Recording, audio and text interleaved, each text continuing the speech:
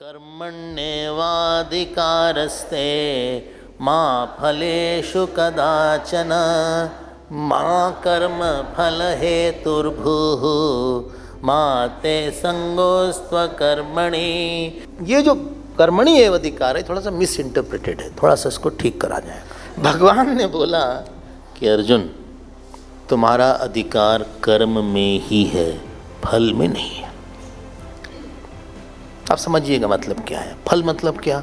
जो परिस्थिति आपके पास आपके बिना किसी प्रयास किए आ रही है, परिस्थिति में व्यक्ति है, माता पिता है, शरीर है, आपका मनी स्टेटस है, आपका हेल्थ है, आपकी डिजीज़ है, आपके आसपास के लोग हैं, और बहुत बड़ा एरिया है, उसको फल बोलते हैं।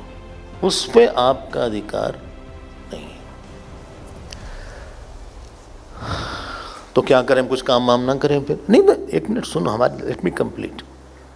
क्योंकि आपके कर्म से ही परिस्थिति बनी। ऐसा नहीं है कि सब कुछ अपने आप ही हो जाएगा। और हो सकता है कि परिस्थिति आ गई हो, शायद अगर आप कुछ कर्म कर दें तो वो परिस्थिति शायद थोड़ी बहुत बदल भी सकती है। शायद डिपेंड करता है कितनी इंटेंसिटी का वो फल है।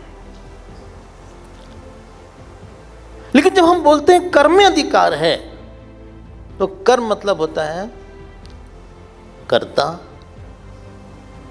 संकल्प, intention, amount of activity, expertise, देश, काल, प्रयास, ये 7-8 चीज के मिलने का नाम कर्म होता है।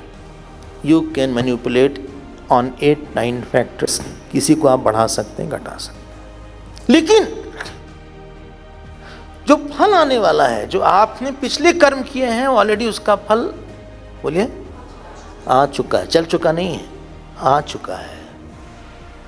Arrow is shot. जब भगवान बोलते हैं कि फल में आपका अधिकार नहीं है, ध्यान देकर सुनिएगा प्लीज। मतलब जो चीज नहीं बदल सकती है उसको न तो आप खींचिए न तो फेंकिए। किसी चीज के मिलने पे जो हम सुखी हो जाते हैं और दुखी हो जाते हैं, जो पॉजिटिवली और नेगेटिवली मन में रिएक्ट करते हैं, उसका नाम होता है फल ले लेना।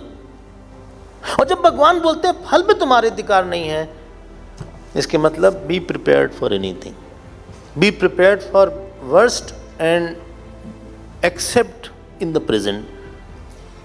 To prepare the future for the worst and to prepare myself to accept the worst in the present is called rejecting the fruit। और फल से हम ऊपर उठ गए। क्या हो जाएगा देख लेंगे। लेकिन जब आप किसी चीज को बहुत खींचते हैं, ऐसा हो जाए, इतना ही पैसा मिल जाए, ये हो जाए, ये काम क्यों नहीं हो रहा है, क्यों नहीं हो रहा है, क्यों नहीं हो रहा है, क्यों नहीं हो रहा है। भाई हम ये आपसे बोल रहे हैं, आपको बाउंड्री लाइन सब जगह दिखनी चाहिए प्रारब्ध की। फिर हम काम किस लिए करें? स्पिरिचुअल ग्रोथ के लिए।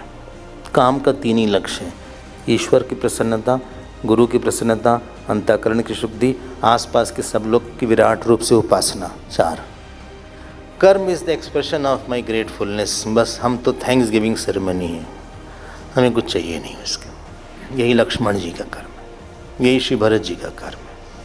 सुख के लिए नहीं कर रहे हैं, सुख से कर रहे हैं। It is to make my spiritual health very nice.